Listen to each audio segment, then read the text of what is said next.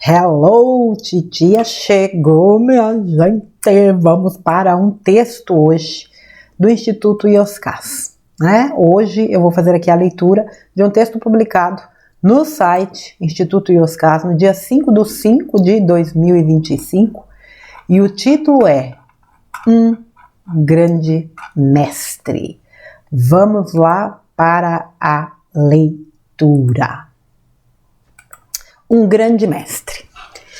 A atmosfera do mosteiro estava tensa naquele período de estudos. O velho, como carinhosamente chamávamos o monge mais antigo da ordem, tinha sido convidado para ministrar uma palestra em uma universidade e ainda não retornara da viagem. Até que voltasse, eu ficaria responsável pela direção. Havia pouco tempo, Alex ocupara o cargo de coordenador geral dos cursos. Decidira estabelecer uma rota na qual os monges teriam de trilhar a partir de então. Os cursos não seriam mais de livre escolha, como sempre acontecera. Estabeleceu-se critérios à trajetória de estudos sob o pressuposto de que alguns conhecimentos são fundamentais à compreensão de outros como degraus primordiais e indispensáveis à escadaria infinita para um conhecimento maior. O velho aprovara o novo planejamento e, antes de viajar, fizeram uma reunião com os monges para que todos tomassem ciência e dirimissem dúvidas. Contudo, mudanças trazem inquietações, desconfortos e contrariedades. Se nas mudanças reside o cerne da evolução, brota também o germe da insatisfação em que se sente atingido pelas transformações dos movimentos exigidos pela vida. Quase ninguém gosta de se levantar da poltrona confortável da qual se considera dono pelo longo tempo que está sentado. Embora a comodidade, a conveniência e o privilégio fomentem o atraso e a desigualdade, não há como negar suas raízes ainda atuantes no comportamento comum. Sem darmos conta, influenciam na leitura dos acontecimentos e interferem em nossas ações e reações, escolhas e destino, aproveitamento ou desperdício de oportunidades. São condicionamentos ancestrais com uma pesada carga de primitivismo e imobilidade. Com o passar dos dias, o burburinho aumentou. Diversas requisições foram indeferidas por Alex, redirecionando os proponentes a outros cursos conforme o plano de estudos traçado pela coordenação, e não aqueles desejados pelos monges, na contramão de hábitos que, de tão antigos, viraram vícios ou supostos direitos. Como se não bastasse, algumas rejeições tratavam do anseio de quem estava há bem mais tempo na ordem do que Alex. O aforismo popular sustenta que a antiguidade é um posto, uma falácia criada por interesses de oportunidade, muitas vezes obscuros e nem sempre justos. Capacidade, competência e comprometimento são pressupostos com maior teor de equidade e justiça do que a cronologia de ingresso em uma instituição, empresa ou irmandade. Capacidade fala da habilidade inata para o exercício de uma função específica. Competência se refere à habilidade adquirida através dos estudos e práticas. O comprometimento se revela pelo intermédio do nível de dedicação e esforço indispensáveis à tarefa. De outra face, habilidade não se estabelece apenas com a inteligência cognitiva ou erudição. Não há como negar a existência dos gênios a serviço das sombras.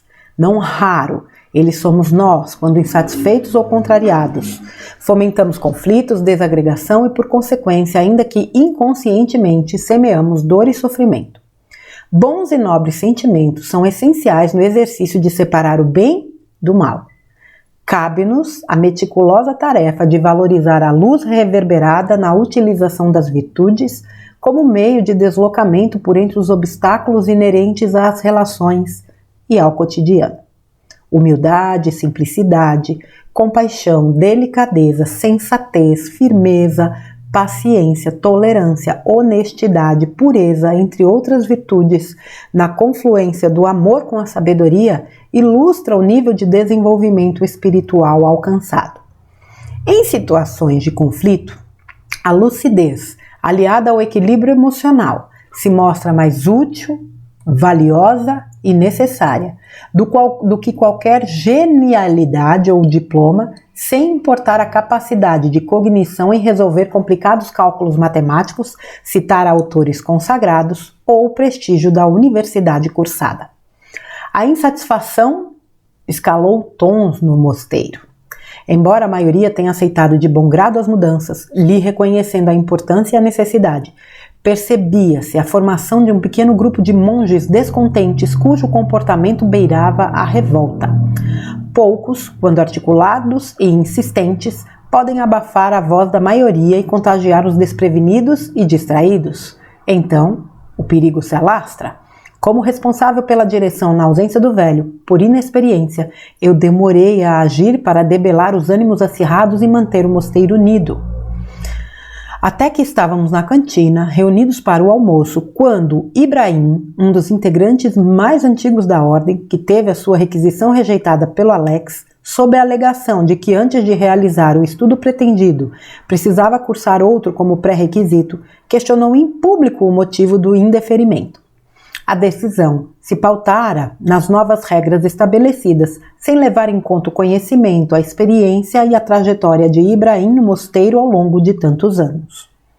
Em fração de segundo na conversa se fez uma discussão ríspida. Inveja, ciúmes, despeito, abusos e desrespeito foram termos utilizados na troca de acusações. A aspereza no timbre da voz, no teor das palavras e nos fundamentos dos argumentos ilustravam a gravidade e o descontrole da situação. Não se tratava de um desentendimento isolado entre Alex e Ibrahim. Alguns monges tomaram partido. A animosidade escalou intensidades, evidenciando uma fratura na estrutura do mosteiro. Não física ou material, mas espiritual e energética.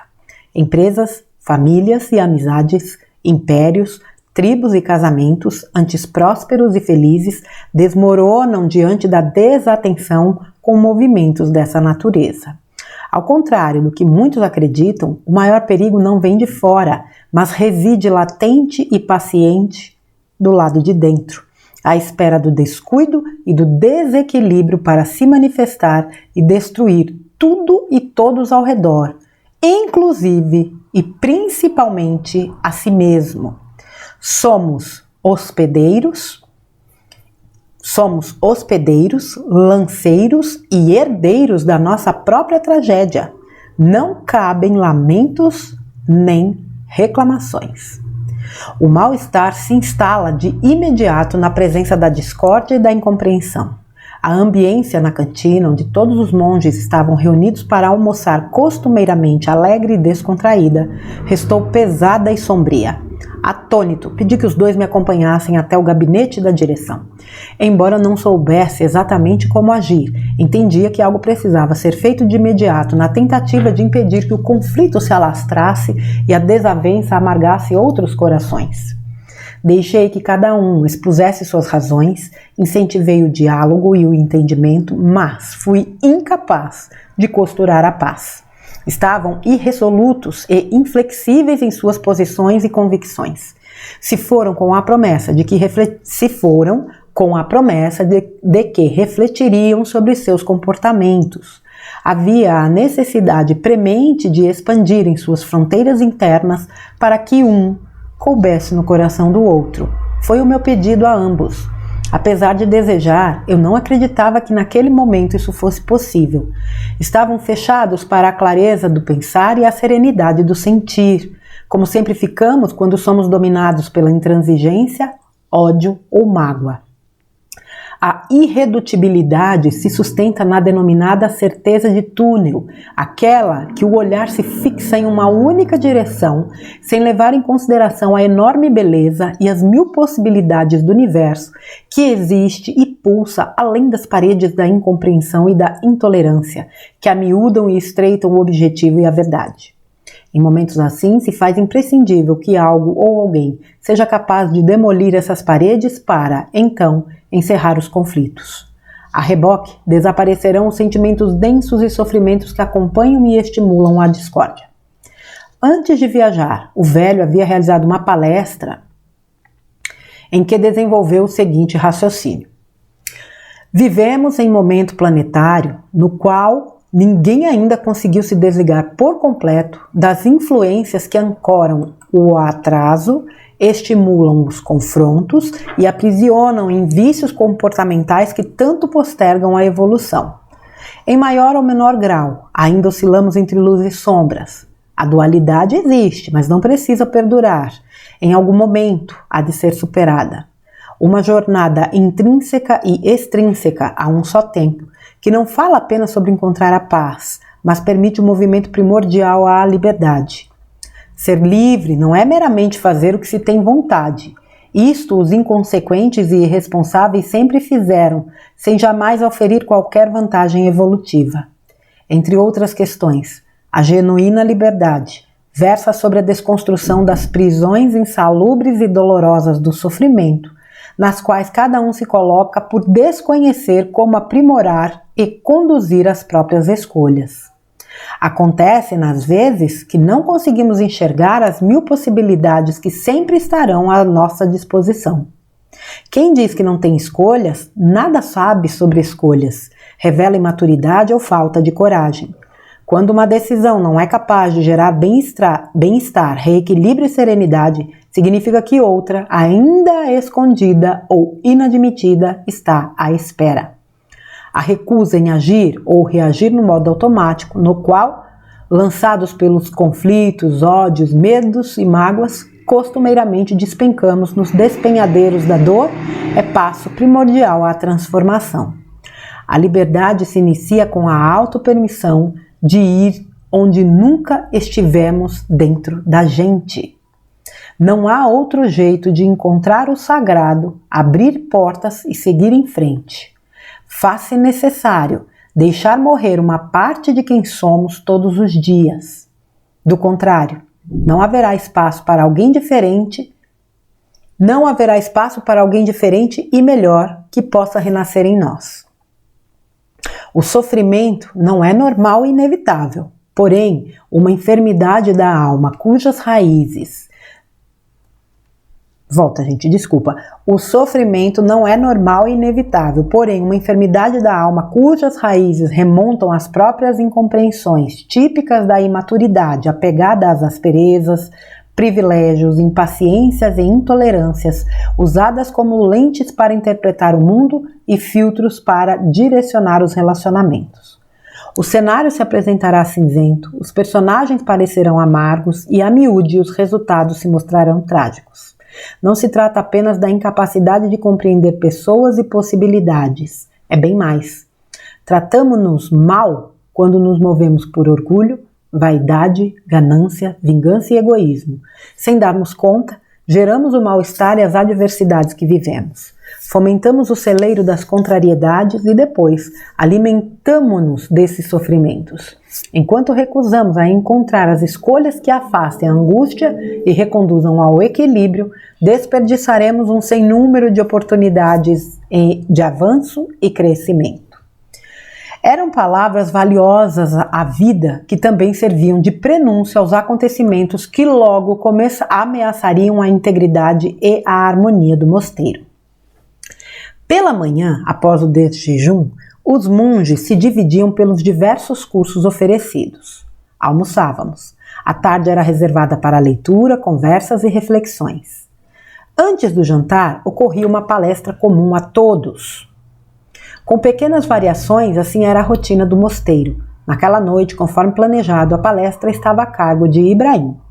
Pensei em alterar, porém considerei que se assim fizesse, passaria a todos a impressão de que ele sofrera uma punição pelo seu destempero na cantina. Eu não queria isso. No mais, o Alex também fora deselegante. Acreditei que, como tiveram uma tarde inteira para refletir e serenar os ânimos, não haveria problema.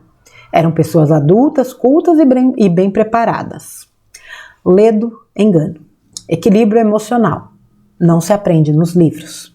É uma conquista do espírito no decorrer da jornada quando consegue realizar trocas angulares e substanciais do fútil ao essencial, das conquistas rasas e imediatas àquelas de profundidade e eternas.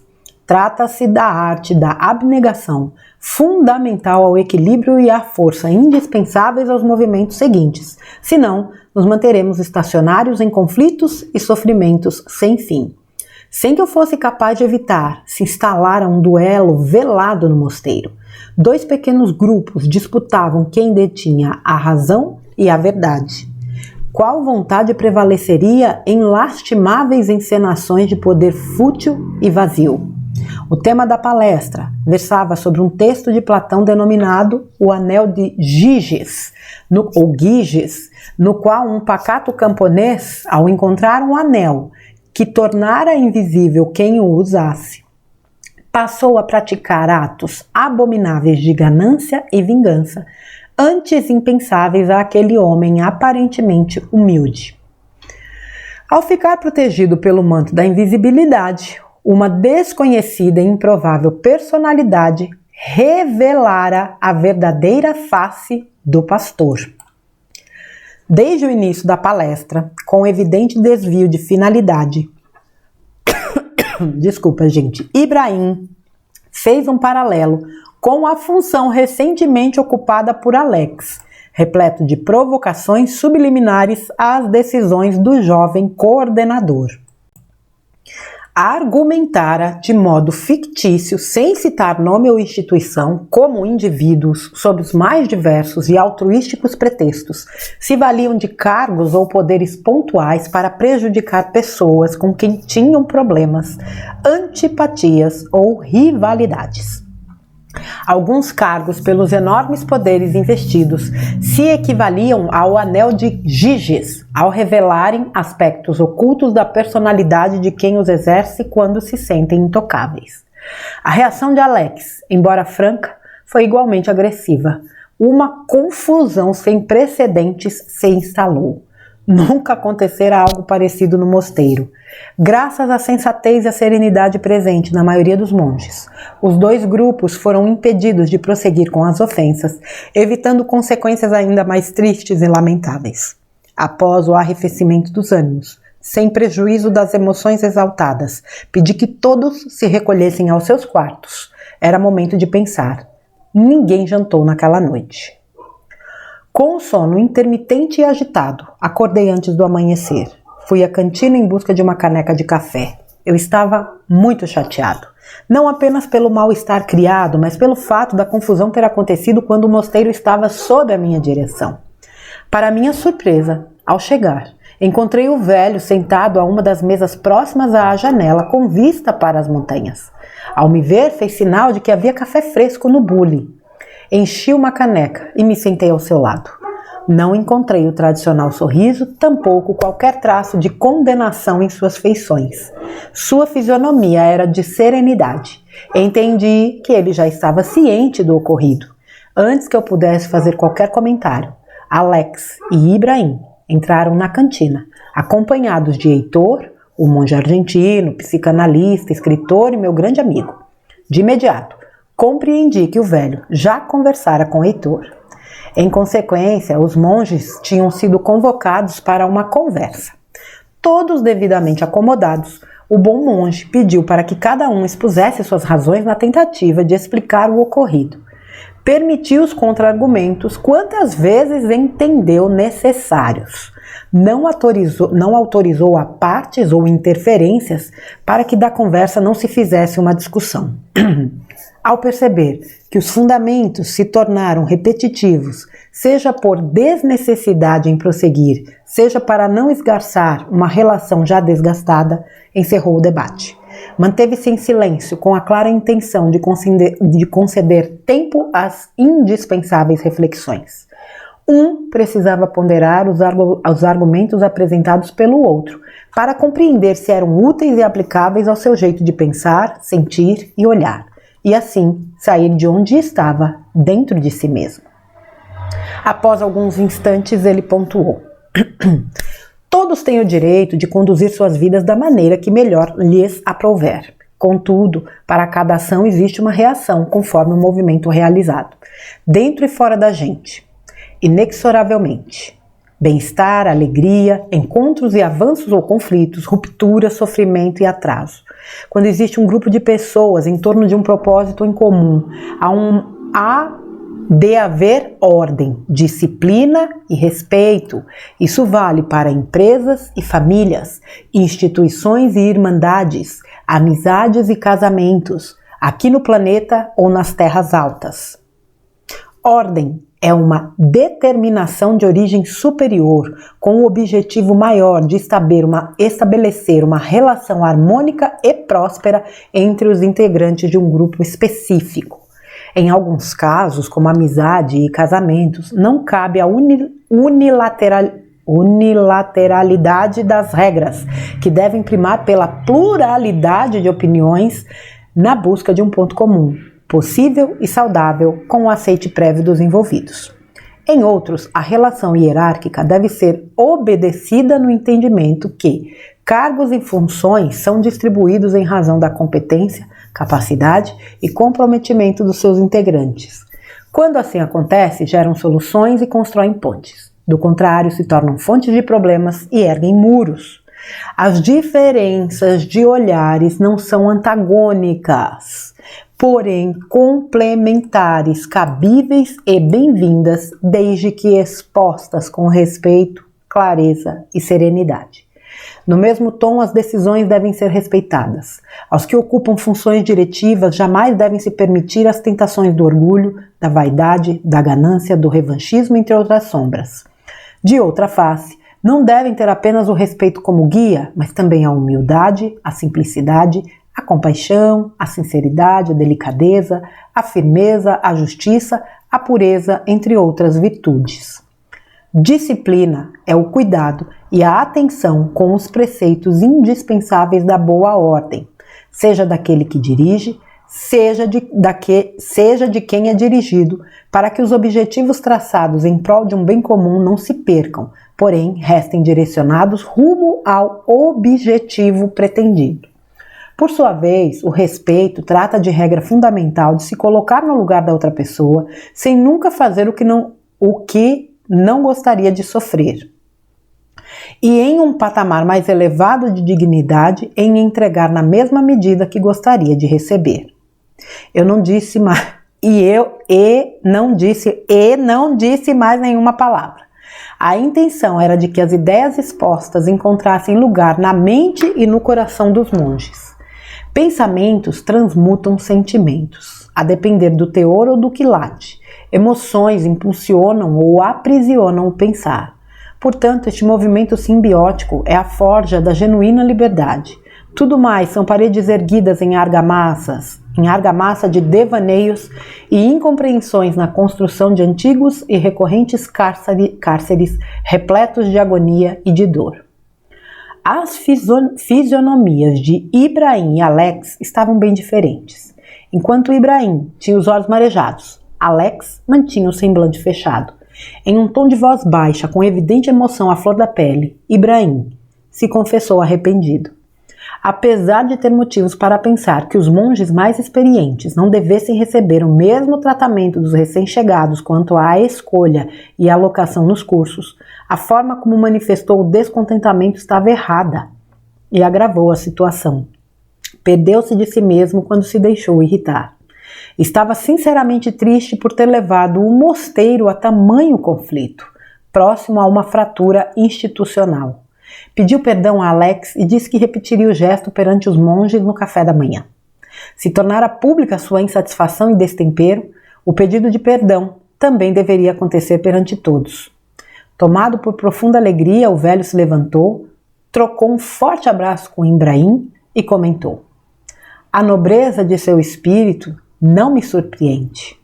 Em seguida, o velho sussurrou como se falasse consigo mesmo: "Vocês não imaginam a intensidade da luz gerada através do reconhecimento do erro e do pedido sincero de perdão. Um movimento fundamental ao auto-perdão e, por consequente, à libertação do sofrimento." Os olhos então se voltaram para Alex, o jovem e culto monge, em timbre seco e com poucas palavras disse que perdoava Ibrahim. Fez-se um silêncio ensurdecedor por outros fundamentos, conteúdos e explicações. Como acréscimo, Alex se limitou a lembrar que a adaptabilidade é uma virtude indispensável aos inerentes movimentos de mudanças. Quanto às ofensas proferidas na discussão com Ibrahim, justificou ter usado a linguagem adequada à situação. Respondera no mesmo tom da acusação. Sem deixar que o mal-estar se instalasse, o velho contrapôs de imediato. A atitude dos outros não é da nossa conta. Reagir da melhor maneira é a responsabilidade que nos cabe. Revela luz ou sombras, fala sobre quem somos e o que ainda nos falta aprender. Tudo mais são incompreensões reverberadas em raciocínios tortuosos na tentativa de negar a perda de mais uma oportunidade evolutiva. A indispensável resiliência é virtude necessária a quem recebe novas ordens e regras, mas também indispensável àqueles que comandam e orientam. Entregar a cada um conforme as suas diferenças demonstra equidade, uma virtude que exige percepção apurada e sensibilidade aguçada. Na emergência de um hospital, um paciente com risco de morte deve passar à frente de outro em estado de menor gravidade, embora este tenha chegado antes daquele. Quem conhece trigonometria não precisa voltar à sala de aula ao lado de quem aprende as 4 operações básicas de matemática. Por lógica e bom senso já as conhece. Diante de um muro alto, oferecer um caixote idêntico a 2 meninos de tamanhos diferentes significa a igualdade, um mesmo tratamento aos 2 garotos. De cima dos caixotes, a depender da altura dos meninos, permitirá que um veja o que existe do outro lado do muro, enquanto o outro fique impedido de descobrir. Entregar um caixote mais alto ao garoto de menor estatura, permitindo que os 2 enxerguem além do muro, concederá a mesma oportunidade a ambos. Como vê, a equidade, por vezes, é uma virtude mais refinada do que a igualdade. Fomos interrompidos pelos monges que chegavam para o café da manhã. Sem demora, Ibrahim cumpriu sua promessa ao admitir o erro e pedir perdão a todos pela confusão causada. Foi aplaudido demoradamente. Não era difícil de reconhecer a grandeza daquele homem. Alex se manteve calado. Numa lógica desprovida de valor, pensava: se ele está errado, eu estou certo. Era nítido em seus olhos a expressão da vitória. Naquela mesma manhã fui chamado ao gabinete da direção. Cheguei junto com Alex, o velho, o Heitor e a Valentina, uma monja admirada por muitos, poetisa de raro talento e engenheira aeroespacial por profissão nos aguardavam. Fomos convidados a nos sentar à mesa de reunião. O velho comunicou que Valentina assumiria o cargo de coordenadora geral dos cursos a partir daquele instante. As feições de Alex demonstravam espanto e decepção. Irritado, exigiu saber o fundamento da decisão. Foi o psicanalista Heitor quem explicou. Você esteve diante de um grande mestre, mas foi incapaz de reconhecer.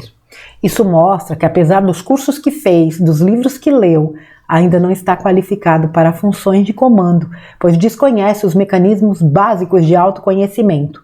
Em outro momento, voltará a ter uma nova oportunidade. O jovem monge questionou quem era esse mestre. O velho? Ibrahim? O próprio Heitor? Queria saber. Foi o bom monge quem esclareceu. O erro, quando bem aproveitado, é o maior dos mestres. O erro sempre nos ensina algo que desconhecemos quando estamos dispostos a rever a rota para ajustar o rumo. Ensina a distinguir o certo do errado na forja ardente dos acontecimentos, a fazer reflexões cuidadosas para evitar a repetição de atitudes grosseiras ou negligentes. Do contrário, o erro será um eterno algoz a nos impedir de sair de onde estamos. A maneira de lidar com o erro revela a nobreza de caráter e a capacidade do aprendizado. O apego ao erro revela orgulho, vaidade e incapacidade de movimento. Usar o erro em favor do aprendizado fomenta o auto-perdão, impulsiona o amadurecimento, o desfazimento do mal, refaz o equilíbrio e estimula o bem-estar. A cessação do sofrimento exige disposição, coragem e amor próprio para ir à origem da dor e então a desmanchar por completo. Ninguém consegue isso sem educar a mente, serenar o coração e modificar hábitos no intuito de lapidar vontades e agregar virtudes e redirecionar escolhas. Não existe outro método de cura definitivo. Tudo mais são terapias paliativas. Se tivesse prestado atenção à luz dos olhos de Ibrahim hoje cedo na cantina, entenderia melhor o que estamos falando. Inconformado, Alex disse que queria pensar. Precisava ficar sozinho. Com um timbre de voz alterado, solicitou uma licença para deixar aquele período de estudos imediatamente. Pedido concedido, saiu do gabinete de maneira estorvada. Em seguida, o velho comentou: ele voltará e chegará bem modificado. É um jovem inteligente e de bom coração. Precisa apenas arrancar as couraças do orgulho e da vaidade para encontrar a beleza do amor e o poder da verdade. Os erros são perfeitos para isso. Antes que traçássemos qualquer comentário, o bom monge disse precisar se preparar para a palestra daquela tarde. Levantou-se para se dirigir à biblioteca do mosteiro. Encantado, fiquei observando o seu caminhar de passos lentos, porém seguros. Ioscas. Poxa vida, hein? Mais uma dessas reflexões que você não sabe o que é, o que vem, como vai terminar e qual é a lição que você extrai, embora os textos do Ioscas nunca apresentam uma única lição. É de uma riqueza fora do comum. Poxa vida!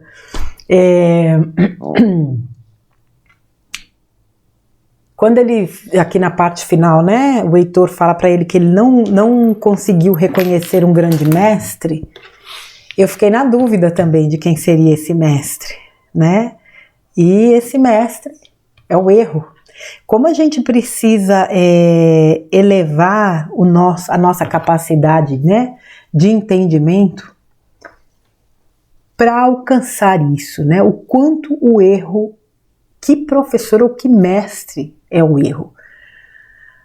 Porque não é, né? O Júnior Legraz tem uma frase que eu gosto muito: não é errando que se aprende, é corrigindo o erro que se aprende. E é verdade. E todos nós, né, somos passíveis de errar. A questão é quando a gente, por orgulho, por vaidade, por seja lá o que for, insiste no erro. Né? Vocês veem que na coisa da discussão entre o Ibrahim e o Alex, né? É aquele famoso negócio, né? Você quer ter razão ou quer ser feliz?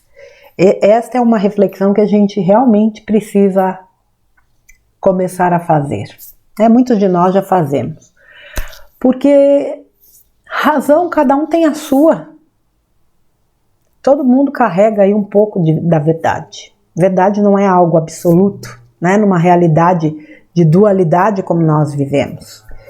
Essa coisa de você parar, ouvir o outro, ouvir mesmo, de verdade. Não é esperar ele falar para rebater, porque muitas vezes a gente vai conversar com alguém com o qual a gente já tem até uma certa animosidade. Perdão, gente. A gente já vai armado. Totalmente armado, esperando aquela palavrinha mágica para a gente explodir, né? Sempre na defensiva, quando na verdade o que a gente precisa fazer é realmente ouvir, é se colocar à disposição de ouvir. Vejam, às vezes a gente menospreza ou invalida algumas situações porque nós não concordamos com ela ou com a pessoa, enfim. E não nos permitimos sequer ouvir o que ela tem a dizer. Só um segundo, gente. Pronto. E a grande questão não é nem... veja, a questão de não ouvir é um fato. O problema é quando isso gera, né, conflitos, como gerou aí no mosteiro, abalando, né, a paz do local. A gente tem tanto para desconstruir ainda, tantas crenças, tantos conceitos, às vezes até preconceitos, tantas ideias, né, distorcidas, mas que estão aqui desde que a gente se entende por gente e que tantas e tantas vezes nos impede, às vezes, de acessar conteúdos, pessoas que muito poderiam agregar conosco, mas essas travas não nos permitem olhar para dentro de si, no sentido de buscar formas de desconstruir isso que nos aprisiona, porque isso é uma prisão de fato. Como desconstruir essa prisão, e não é de fora, né, para dentro, é justamente o contrário, é de dentro para fora, é uma função de cada um de nós. E muitas vezes é através do erro, né, que a gente acaba aí galgando degraus que nos levam aí a níveis superiores. Eu separei aqui alguns momentos. Em situações de conflito, a lucidez, aliada ao equilíbrio emocional, se mostra mais útil, valiosa ou necessária do que qualquer genialidade ou diploma, sem importar a capacidade de cognição em resolver complicados cálculos matemáticos, citar autores consagrados ou o prestígio da universidade cursada. Lamentavelmente, tem muita gente que dá um excesso de valor a diplomas e títulos, que têm o seu valor, mas não valem nada quando você não tem sabedoria. E sabedoria não se aprende nos livros. Sabedoria é resultado das vivências. Sabedoria é o conhecimento colocado em prática. Sabedoria é bagagem de alma. Por isso que às vezes a gente vê pessoas simples, analfabetas inclusive, donas de uma sabedoria que você fala, Pai amado, de onde surgiu essa criaturinha tão linda? Ela não precisa disso. A gente precisa aprender a dar o valor real às coisas. Quantas pessoas muitas vezes são humilhadas justamente porque não dispõem, né, de títulos e são verdadeiras pérolas. Sabe que uma vez, isso foi o dirigente da casa espírita que eu trabalhei, uma vez ele contou pra gente, numa das reuniões mediúnicas, é uma história obviamente real, que havia uma casa espírita e nas reuniões de mesa mediúnica, né, havia uns médiuns que trabalhavam como orientadores, né, os médiuns de psicofonia que recebiam, né, vamos usar esse termo, recebiam os espíritos, e havia uma senhorinha muito simples, exatamente como essa que eu disse agora, muito simples, simples demais. E era ela que fazia a abertura dos trabalhos, fazia a prece de encerramento, e um belo dia um cidadão decidiu afastá-la, e colocou uma outra pessoa para fazer esses trabalhos. E ela começou a perceber, né, que ela já não era tão bem-vinda ali ao trabalho e ela acabou se afastando da casa. O que aconteceu é que os trabalhos desta casa começaram a degringolar. Não havia mais a estrutura de antes. E um dia, numa manifestação mediúnica, um espírito, né, amigo da casa, veio passar o recado àquela pessoa que tinha afastado a senhora, dizendo assim, ela é uma mulher muito simples, mas ela é a médium mais estruturada desta casa. Ela dá uma sustentação que poucos aqui conseguem imaginar. Então era ela, na simplicidade dela, na sabedoria dela, no amor dela, na verdade dela, que dava sustentação. Aquilo serviu de lição, se eu não me engano, eu não vou lembrar porque essa história eu ouvi já há muito tempo, ela acabou voltando para casa. Então a gente precisa entender que conhecimento é uma coisa, sabedoria é outra. Equilíbrio emocional, sem sombra de dúvidas, entra na casa da sabedoria. E não se aprende em livros como o próprio texto disse, né? Deixa eu ver aqui mais um trechinho que eu fui printando aqui. Um momento. Equilíbrio emocional não se aprende nos livros. É uma conquista do espírito no decorrer da jornada. Não há a menor dúvida, né?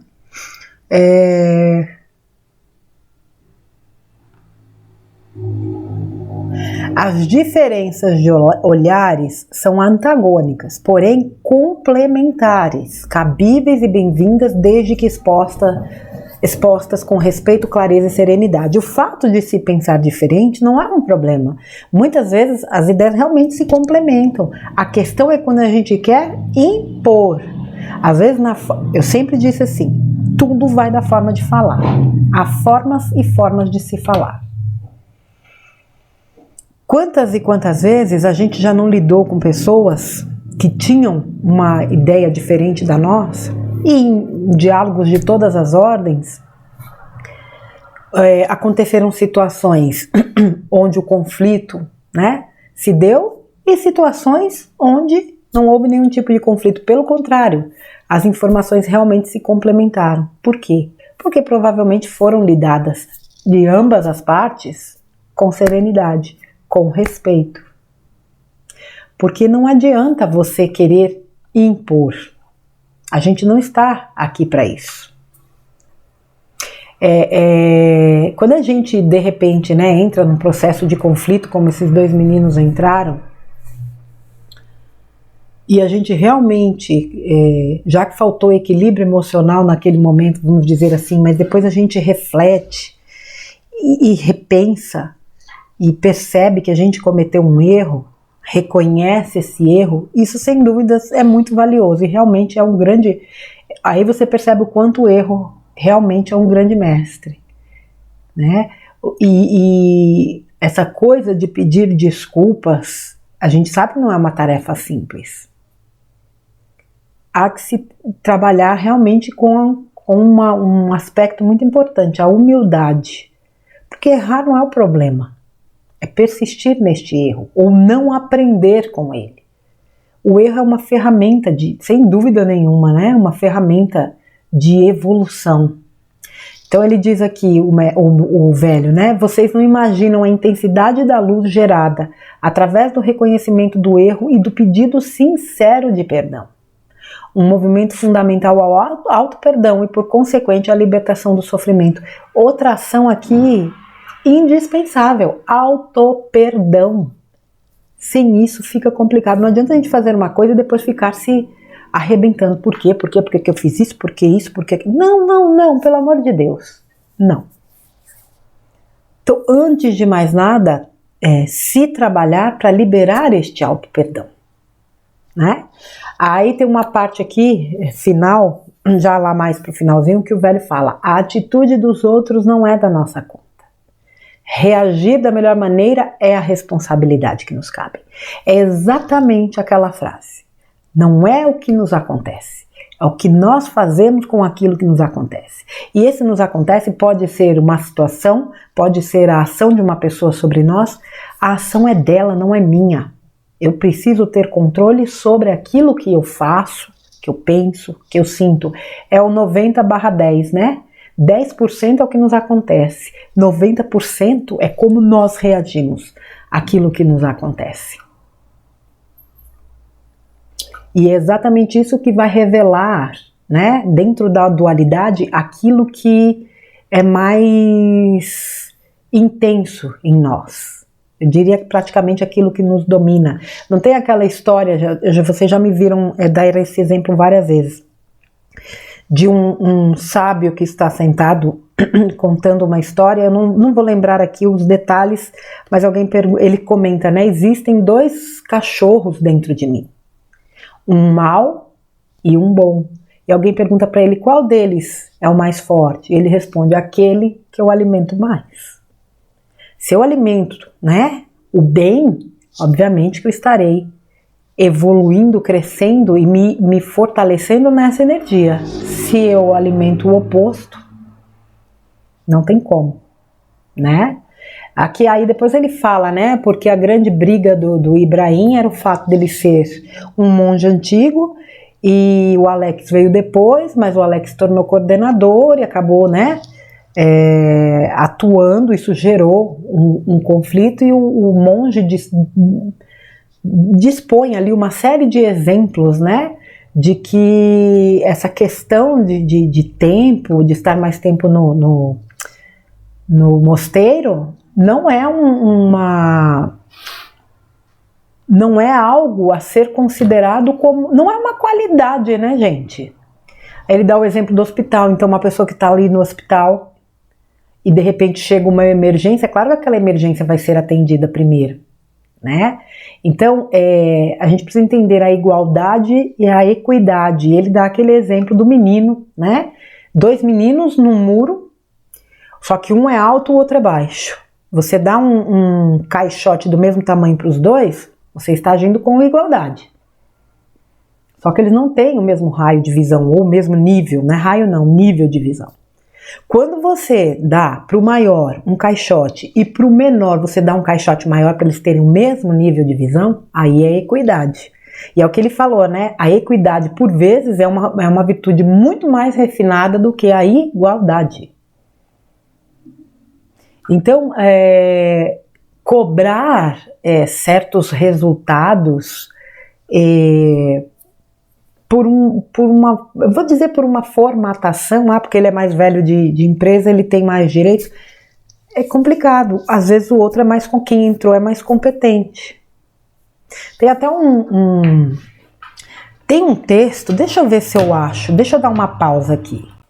Eu encontrei aqui, vou ler aqui esse texto para vocês. Um funcionário com muitos anos de empresa estava irritado porque um jovem contratado havia pouco tempo foi indicado pelo patrão para uma vaga a qual o antigo empregado pleiteava.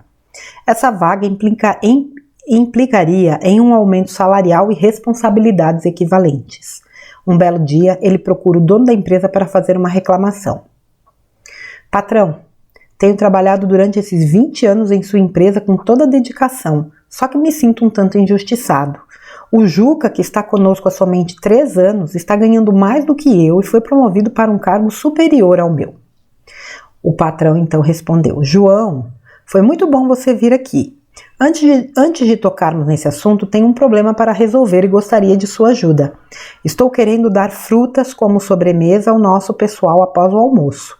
Aqui na esquina tem uma quitanda. Por favor, vá até lá e verifique se eles têm abacaxi. A contragosto e até um tanto indignado pelo estranho pedido, o funcionário foi e voltou quase 1 hora depois, pois havia aproveitado para fumar, tomar café na padaria da esquina e conversar com conhecidos que passavam. Retornando o patrão perguntou: E aí, João? E João respondeu: Verifiquei como o senhor mandou. O moço tem abacaxi. O patrão perguntou: E quanto custa? João respondeu: Isso eu não perguntei, não. O patrão perguntou novamente: Eles têm quantidade suficiente para atender todos os funcionários? João: Isso eu também não perguntei. O patrão: Há alguma outra fruta que possa substituir o abacaxi? O João respondeu: Não sei não. Então o patrão disse: Muito bem, João, sente-se ali naquela cadeira e aguarde um pouco. O patrão pegou o telefone e mandou chamar Juca. Deu a ele a mesma orientação que dera a João. Juca, estou querendo dar frutas como sobremesa ao nosso pessoal após o almoço. Aqui na esquina tem uma quitanda. Vá lá e verifique se eles têm abacaxi, por favor. Juca partiu para cumprir a missão e em 8 minutos voltou. O patrão perguntou: E então? Juca respondeu: Eles têm abacaxi sim, e em quantidade suficiente para o nosso pessoal. Se o senhor preferir, tem também laranja, banana e mamão. O abacaxi é vendido a R$ 1,50 cada. A banana e o mamão a R$1 o quilo, o melão a R$ 1,20 a unidade e a laranja a R$ 20 o cento, já descascado. Mas como eu disse que a compra seria grande, eles me deram 15% de desconto. Aí aproveitei e já deixei reservado. Conforme o senhor decidir, volto lá e confirmo, explicou o Juca. Agradecendo as informações, o patrão dispensou.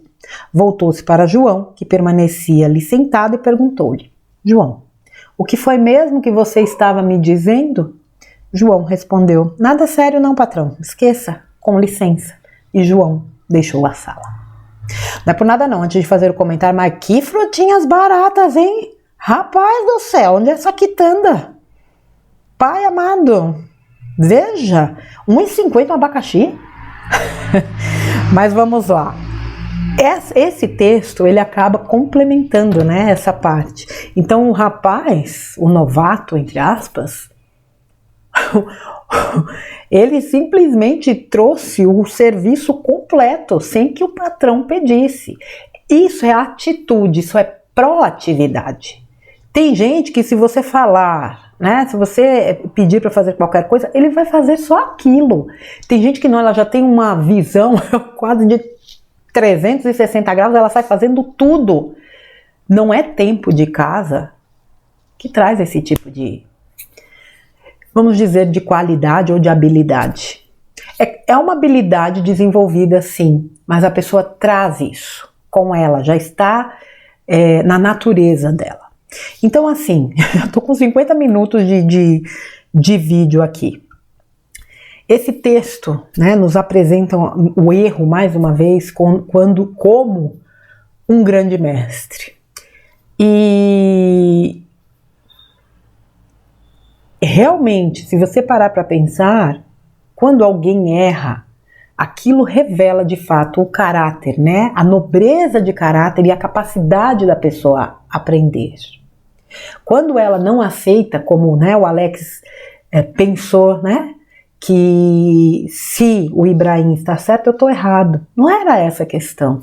Era o quanto ele também poderia ter extraído um aprendizado. E o que ele fez? Pediu para sair, embora o monge disse que ele volta, né?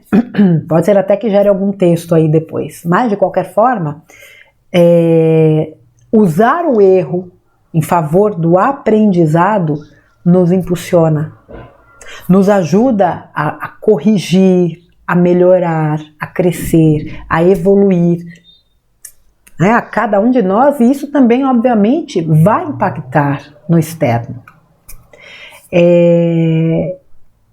Erros, de fato, são grandes mestres. O Vital já fala há muito tempo, né, também nos textos dele, da questão de quantas pessoas que muitas vezes parecem nos atrapalhar ou estão numa situação que nos desafiam, também são nossos mestres.